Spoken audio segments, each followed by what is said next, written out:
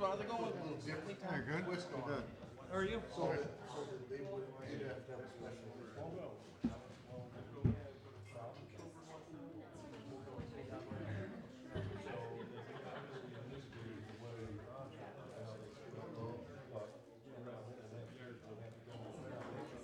What's new today, Tom? Nothing. Same old stuff. Nothing new. Wow. I got to line up somebody to let you in. I'll be gone.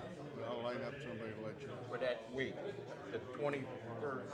Yeah, I'll be gone. So. Okay, but We'll keep it. and my buddy told me, when Well, good evening. It's 6 o'clock. Pastor Dan, could you please give the invocation?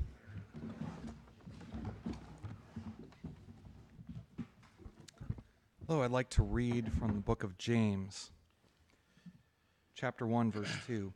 My fellow believers, when it comes as though you are facing nothing but difficulties, see it as an invaluable opportunity to experience the greatest joy that you can. For you know that when your faith is tested, it stirs up power within you to endure all things.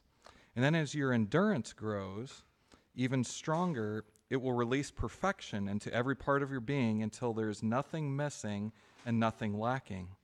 And if anyone longs to be wise, ask God for wisdom, and he will give it. He won't see your lack of wisdom as an opportunity to scold you over your failures, but he will overwhelm your failures with his generous grace. Just make sure you are empowered by confident faith without doubting that you will receive. Father, I just thank you for this council. I thank you for your blessing over this council. And Lord, I just thank you that even as faith is tested, that maturity and wisdom rise up. I just declare peace over every decision to be made, every discussion, and to have the facts before one another to discuss well and to make right decisions.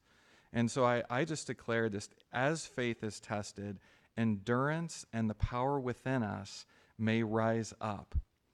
And Lord, I just thank you for those who go out by faith each and every day and put themselves in harm's way. And I just give thanks for them, and I just call forth, Lord, for their safety. And Lord, I just thank you that you are protecting our city very well. And Lord, I just thank you that you protect us against any attack. And Lord, that you have the very, very best things for us. And so we offer this prayer in Jesus' name. Amen. Thank you, Pastor Dan. Now we'll officially call this meeting to order. Madam Clerk, could you please take the roll? Mayor Miller, Here. Alderpersons Clem, Here. McClanathan, Here. Ross, Here. Smith, Here. Busker, Here. Brashaw, Here. Keister, Here. and Chesney. Thank you. And now if you could please join us in the Pledge of Allegiance led by Alderman Clem. Pledge allegiance to the flag of the United States of America and to the republic for which it stands, one nation, under God, indivisible, with liberty and justice for all. Thank you. And Alderman Clem, the meeting is yours. Thank you very much, Mayor. Welcome, Steve. We usually see you at the helm up there, but thank you for coming. Do we have a motion for approval of the agenda? So moved. Second. We've got Peter moved it, Art and Patrick, I believe, seconded it. All in favor signify by saying aye. Aye. Opposed, same sign. Approval of minutes from the special meeting held on June 11th, 2018. So moved. Second. Alderman Chesney and Alderman Ross. All in favor signify by saying aye. Aye. Opposed, same sign. Then we move into public comments, and we have two people signed up for public comments this evening. Please remember, as you speak on the subject that you're going to speak on, you have 3 minutes. Please address the council with your name and address. We appreciate that. We first have John Staben.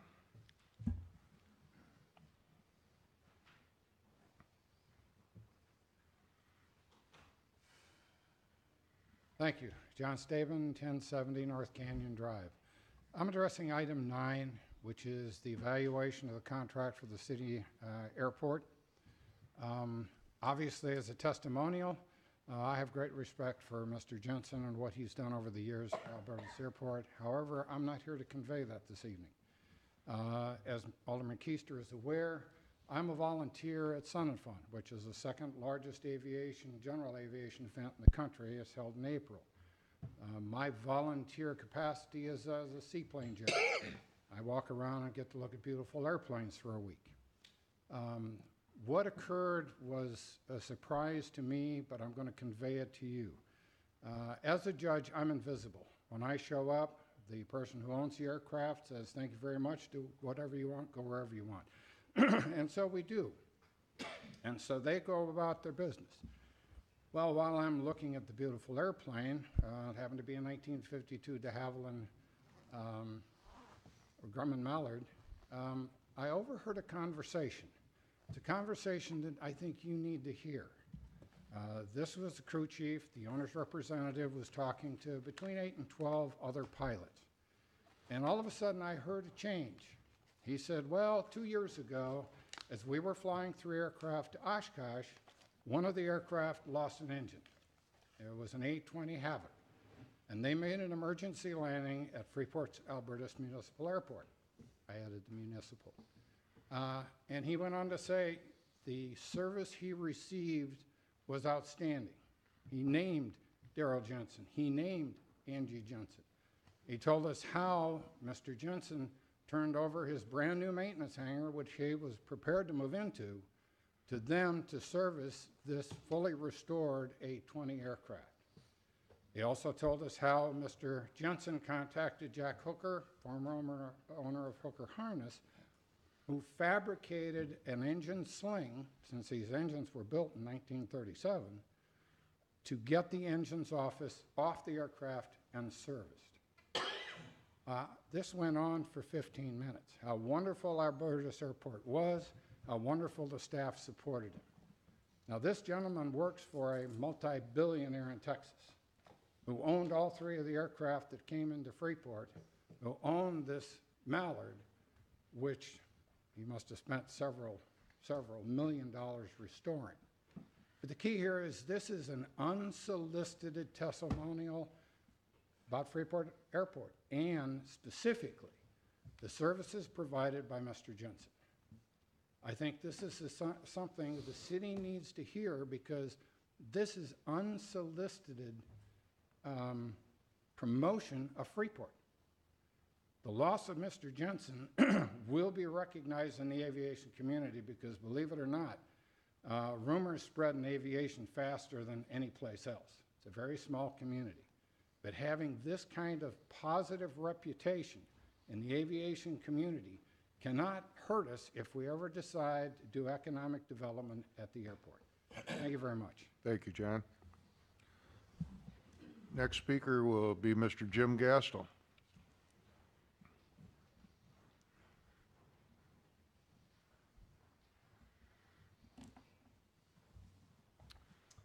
I am Jim Gastel. My address is 3519 South Baileyville Road. I've been a pilot since 1959. That makes me old, and I admit that. But I've flown at the airport here since 1978, and I've had my own airplane there since 1985. So I have a long, long period of history. Much of it involves Daryl Jansen as not only the mechanic out there, but also as the FBO. I lived through the years when Daryl was not at the airport. He was replaced by people from Wisconsin, and those were down years. Those people had no idea, and I hope we will never see an experience like that again. I ended up the following year taking my airplane up to Beloit, which is where Daryl was working at the time, for my annual inspection. So I just want to say a very positive word about Daryl Jansen as the FBO out there and as the manager of the airport. It's been a great run. He's done a great job. He's taken care of my airplane for many, many years, and I've never had a serious emergency. and will never have. So thank you for hearing me. Jim, thank you for your comments, and thank all you gentlemen for coming out tonight. We appreciate it and supported Daryl. Moving right along, we'll go to item number 7. Do we want to flip those since the guys are all here? Would it make sense or not? Yeah, we have already approved the agenda. Okay, no problem. Item number 7, discussion recommendation from Building Commission regarding ordinance adding solar energy to zoning codes. Presented by City Legal Steve Cox and City Manager Lowell Crow. Gentlemen. Steve will do it here. We're actually going to be discussing both 7 and 8 as a single topic as we move forward here, since they are dealing in your amendment that you received via email. It was a single item, single amendment, and both have reviewed them separately. So with that, I'll turn it over to Steve. Thank you all. Hopefully everybody's had a chance to take a look at the ordinances presented along with the executive summary, which I tried to shorten down to about 2 pages. What I can do is give you a very quick discussion and then answer any questions that you may have. Specifically, what this ordinance is intended to do is provide an environment in the city which is attractive to solar development, but still make sure that any development occurs in an organized fashion and in a way which doesn't interfere with the character of neighborhoods. So there was quite a bit of discussion about exactly that fact at the Planning Commission, and you see the results of that which have come through in the ordinance itself. So there's a couple of considerations, of course, whenever you're addressing anything from a zoning standpoint. There is, what are the standards? What are the particular standards? What will we allow? What won't we allow? And then the question becomes, where will that be allowed? And those questions kind of go hand in hand. So the way that this has been developed, it's been in conjunction with many of the standard ordinances which are already out there. They're put forward by the solar industry, of course, so they're very permissive. Then there's some of the ordinances in various communities which have already been enacted, and this is a distillation of that based on best practices and with the input, of course, of the Planning Commission after public hearing. So one of the core divisions here is we've divided the types of installations into 3 sizes. So there's small scale, mid scale, and large scale. Okay, small scale is less than 4,000 square feet that's under solar. Now, if that's a rooftop installation, that's pretty big, actually. But it's not the sort of thing with rooftop installation that's going to alter the character of a neighborhood because it's on the roof. On the other hand, if you've got ground-mounted solar, 4,000 square feet, that's a good-sized building that's being replaced. So there's different considerations with that. Mid-scale, it's between 4,000 square feet and an acre. And 4,000 square feet, in case you're wondering where that came from, that's about 0.1 acres. So up to 0.1 is small scale, 0.1 to 1 is mid-scale, and anything larger than an acre is considered large scale. I already touched on this, but one of the differentiations here is the difference between roof mount and ground mount systems. And then, of course, there's building integrated and building attached systems. Those are pretty easy to deal with because they're effectively structural elements. So a building attached is like an awning. Well, it just happens to be solar panels. No different than if an awning was there. It just looks a little bit different. And building integrated, that's using, and I think we're seeing that coming along, that's using solar panels instead of a roof. I mean, it is structural integration there. So there's not a whole lot to do there. I mean, we don't necessarily govern roofs other than through the building permit process and the structural requirements. So really the differential is roof mounted and ground mounted. You see some very specific requirements for each of those. When you've got a roof mounted system, you've got, of course, concerns about how far it sticks up above the roof. I think we limited that to 5 inches. There's, it has to be affixed to trusses. That came through the building commission, best design standards. And of course, with roof mounted, you have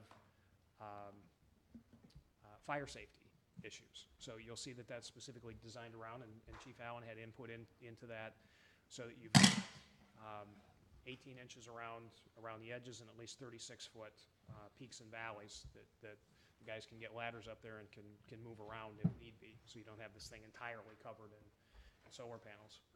Of course, ground mounted, you don't have that same concern. So ground mounted, we're more worried about appearances, changing the character of a neighborhood, and you also have some concerns about runoff.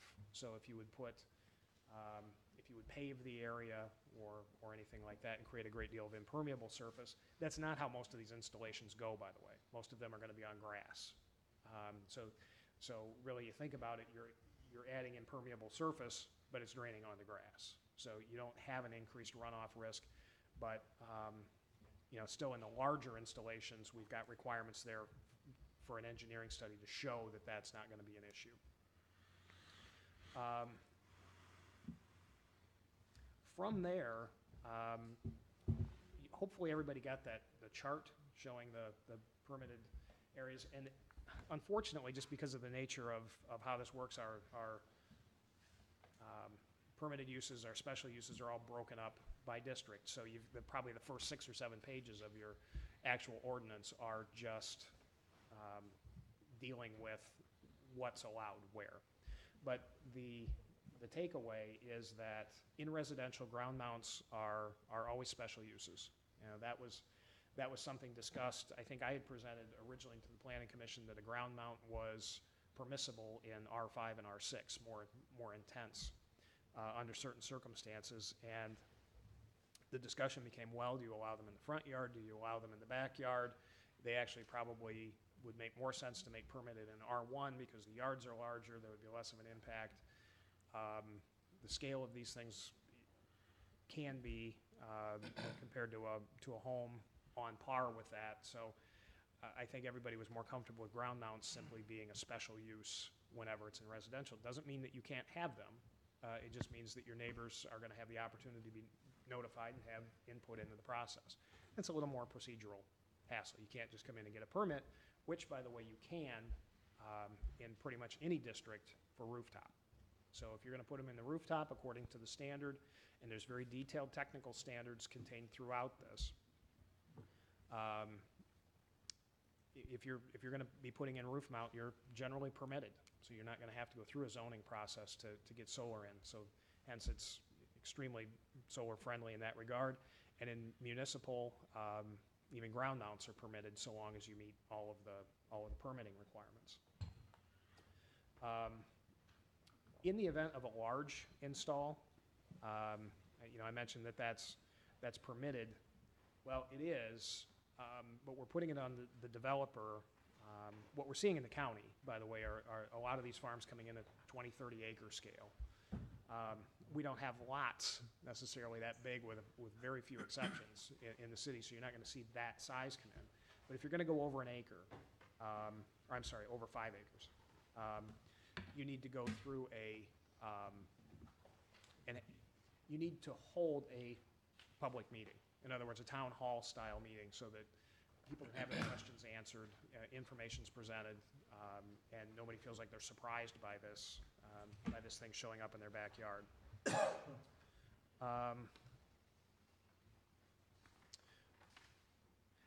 An additional add-on, which isn't directly related to solar but came out of the discussions, is the language in 1446.01, it's A6 and A7. One thing that we didn't have, we spelled out many of the trades, but we didn't have the electrical trades actually spelled out as something that was, you had to be a licensed contractor. It gets pulled in under the catch-all, but we didn't specifically mention it. So that was added, and then there was some additional language added where, I think this came up, Ben actually raised this, in terms of particular certifications for our contractors. It was raised, there's particular certifications for solar installers, and turns out that in many of the specialty industries, particularly tech-forward industries, you have national certifications which people have and are encouraged to have. So this lets the building inspector at his or her discretion make that a requirement of issuance of a permit. In other words, do you have the necessary certifications? The hazard of just picking particular certifications to spell out is those can change over the years. Different situations can come up where we may need a different certification, and the building inspector is in the best position really to make that call. So this just allows that sort of certification to be added as a requirement to the issuance of a permit. That exhausts my summary, anyway. The only other thing I can see here that I didn't mention in the summary is, and you'll have noticed this looking at the ordinance itself, the burden of putting a permit application builds depending on the size of the project. So you've got you have to submit a sketch, and you have to submit, general design standards if you've got a small scale. And that's going to be most of our residential installs that are doing roof mounts. So that's a very low threshold for them to have to meet. If you're going into a mid-scale, now you're into more of a business or commercial scale, there's more requirements. Still not really any significant engineering requirements, but once you go over that 1 acre threshold, now you're into the large structure, so we require a little bit of engineering, ecological impact studies, that sort of thing, because now you're taking up a much larger area of what was formerly free space. But it's designed to lower the burden on small installs and just increase where needed, and theoretically on folks that have the motivation to comply with those requirements. So the building codes have been reviewed by the building commission and the trades, the members from each one of the trades, and then the planning commission have reviewed the zoning requirements as we go forward. We do have we have 3 requests, Nancy, or out for different solar. So once we get this, we've moved forward. If the council votes to move it forward, we'll go through first and second reading, and then we actually have both the landfill as well as the one that needs to be at the wastewater treatment facility. We'll need to have a town hall public hearing. They are zoned in accordance with what is designed under the solar ordinance, but we'll still need to have a town hall meeting on those. Mr. Chair? Alderman Brashaw? Thank you. Mr. Cox, I understood that if it was a 5 acre or larger project, that they had to have a hearing. I guess my question is more on carrying the energy source. Is there any specifications on carrying the energy source above or below ground? Excellent question. There are, in some of the ordinances I reviewed, they took great pains to try to specify how that occurs. In fact, the electrical code has very detailed requirements for how exactly that occurs.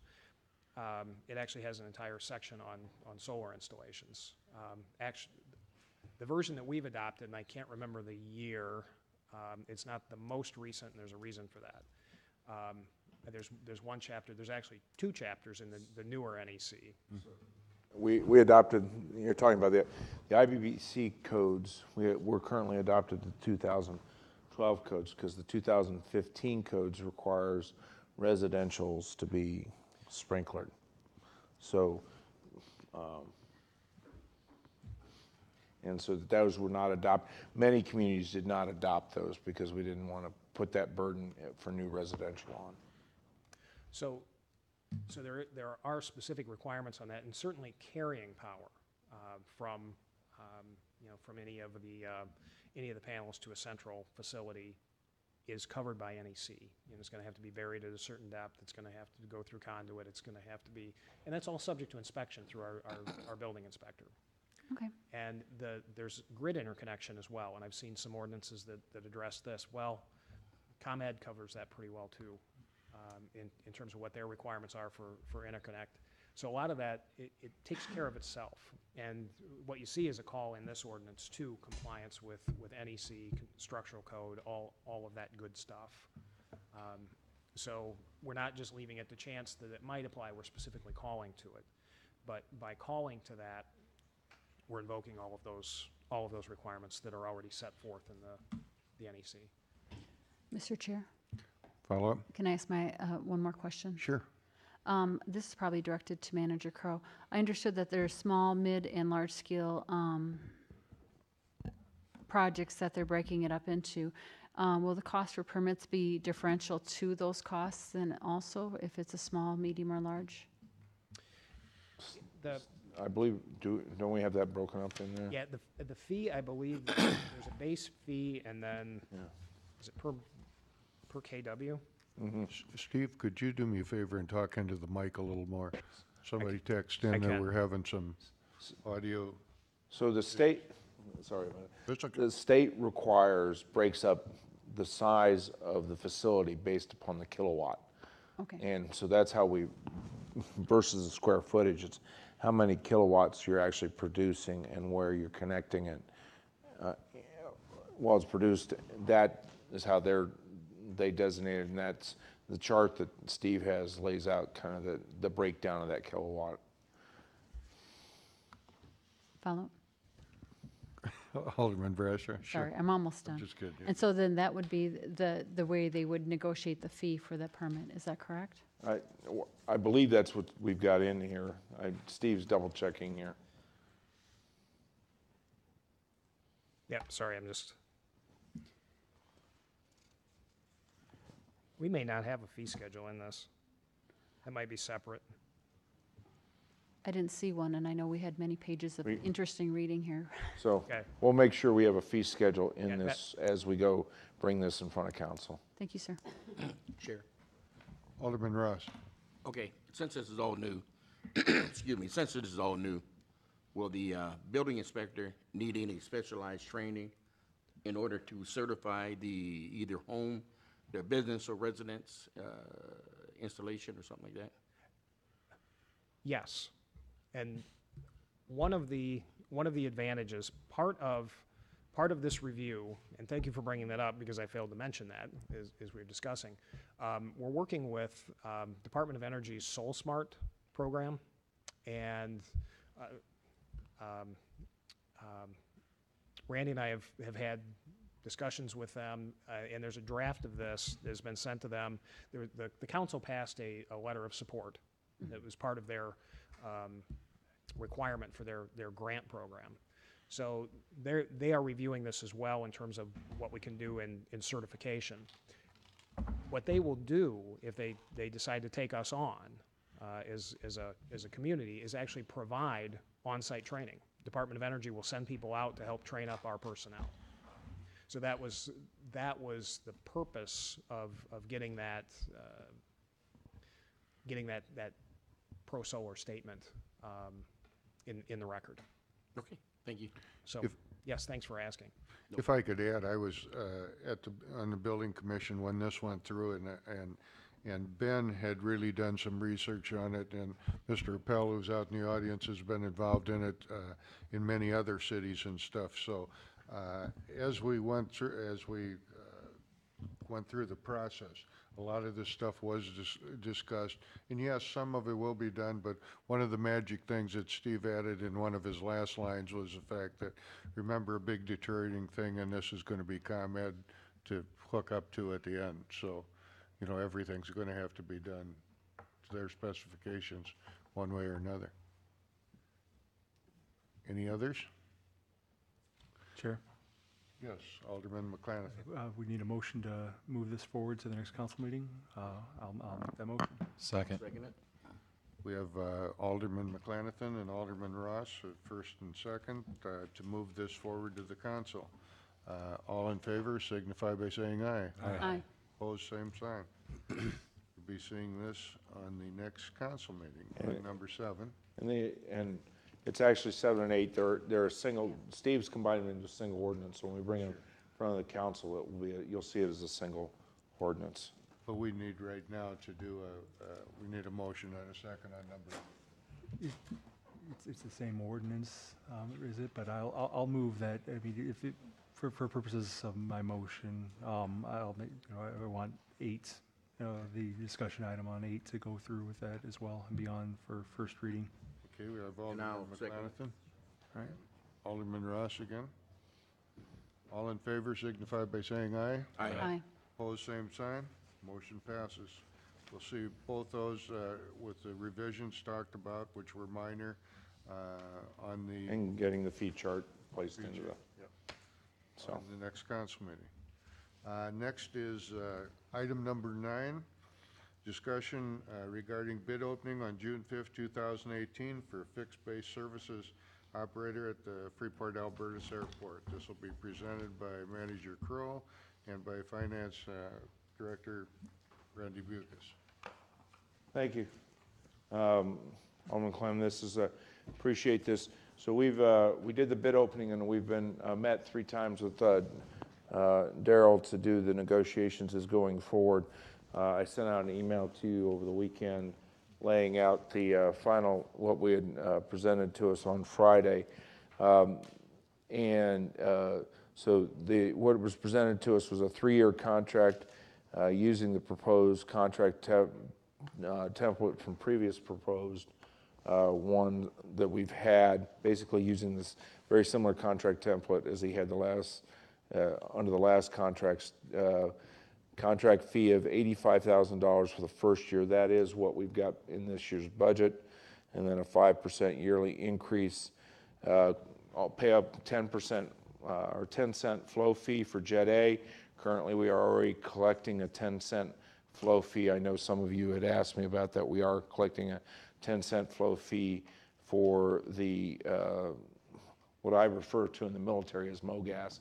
It's gasoline. It's motor gas.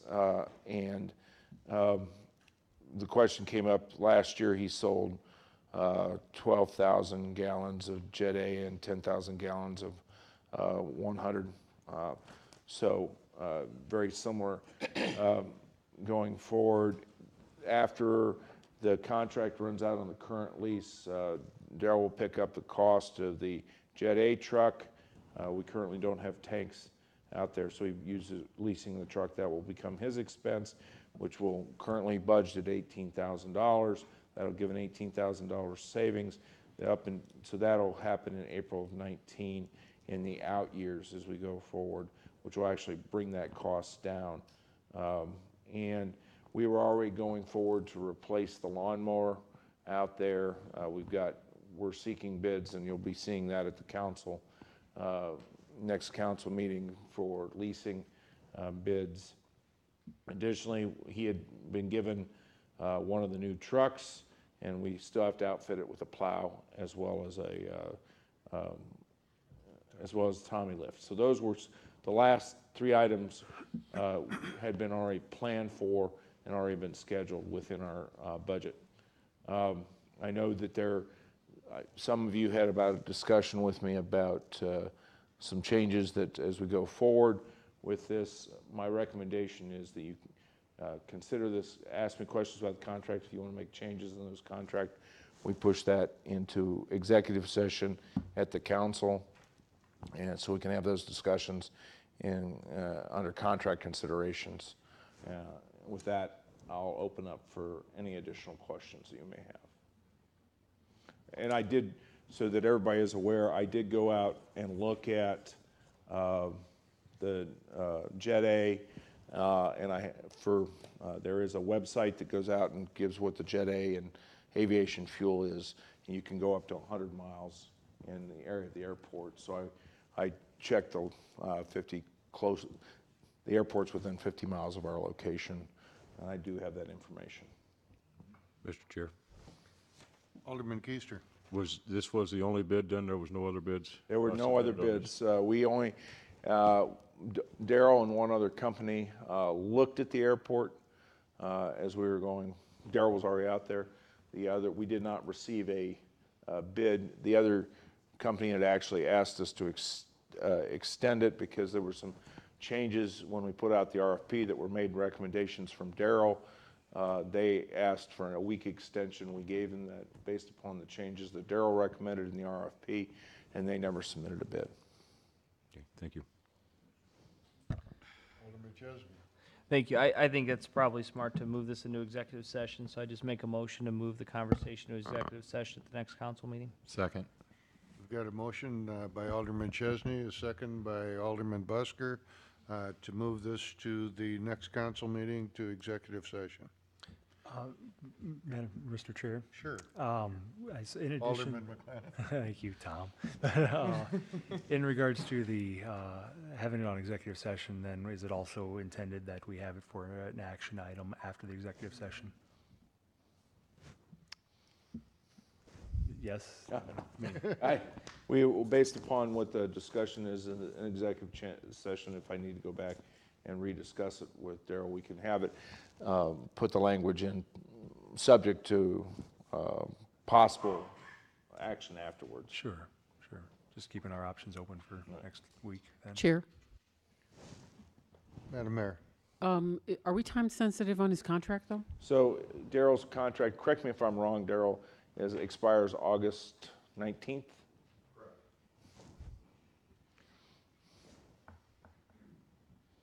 So the goal was, when we had put this timeline together, it was to present it to here at this COW, and when that was the timeline that was in the RFP was presented at this COW, and then have any further discussions with approval in the first meeting in August. Okay, so the recommendation, if I'm not mistaken, is to move this to council in executive session with an action item afterwards. Possible action item afterwards, and any discussion that needs to be done with Darrell. Mm-hmm. Okay, could we take a roll call vote on that, Debbie? A roll call. Or I can do it, either one, no problem whatsoever. Just let me get my voting sheets. Okay.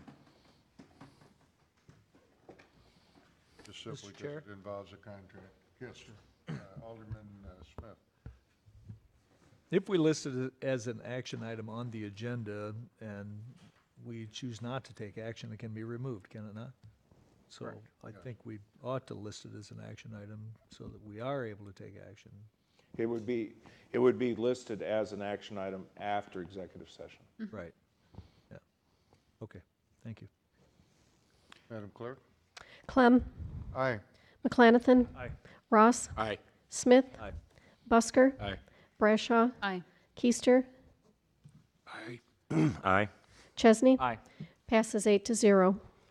I just want to let you know, the only reason that I took a voice vote on this was simply because it involved a contract. Otherwise, we'd have just taken a normal vote. So I wanted to make sure everything was recorded so there aren't any problems or anything. Mr. Chair, Yes, Alderman. I knew we took the vote, but I do have one quick question, if I may. If we go through this and somehow terms are not reached with Mr. Jensen, then where are we standing? I mean, what is our procedure from there?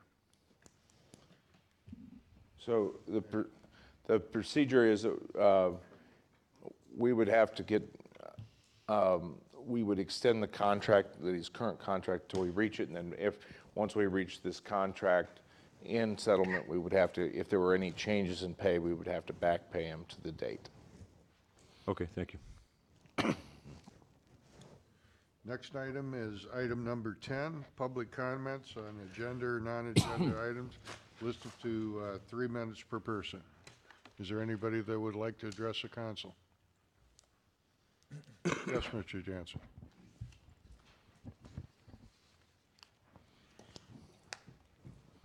Of course, Darrell Jansen, the current FBO manager of the airport. Just a couple references on it. If we extend things here and you get to the point that it goes past my contract year, I have a very expensive liability insurance policy. It has to be renewed and paid for upfront for a year. You know, and so, I mean, we're talking a lot here. I've worked with trying to back off on the price of this contract. I've located several different jet fuel trucks that I'm working with so that I can provide that service and drop $18,000 out of your budget. And if this goes too far, I'm going to lose that, and then I don't know what I'm going to do. So it is somewhat time sensitive if we're going to keep playing with this. Mr. Chair, Alderman Smith. inasmuch as this is the COW, we can't take action on this tonight anyway, right? No. It naturally would have to be pushed to the next regular meeting. Right. Mr. Chair. I'd like to Alderman make some Keisler? Public comment, if I may. Sure.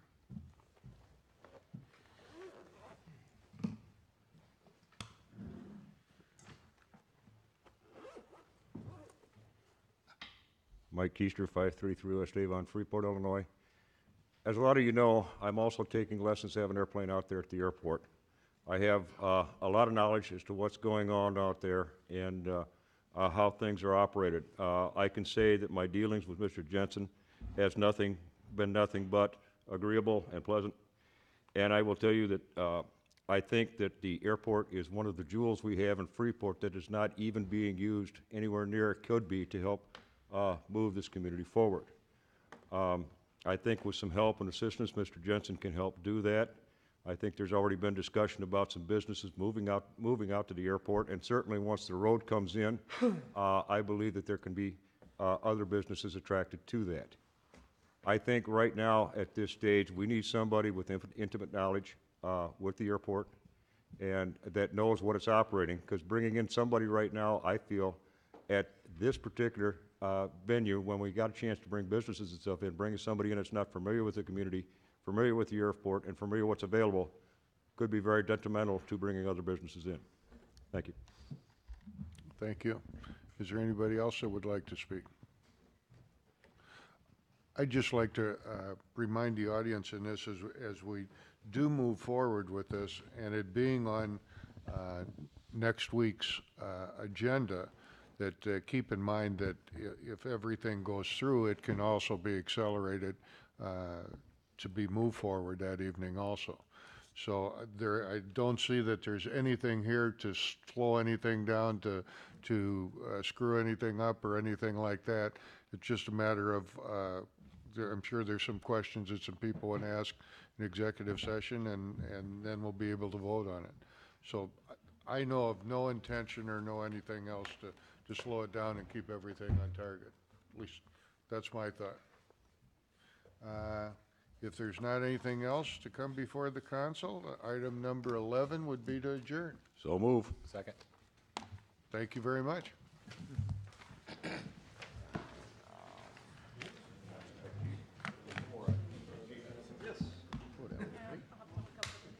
Hey.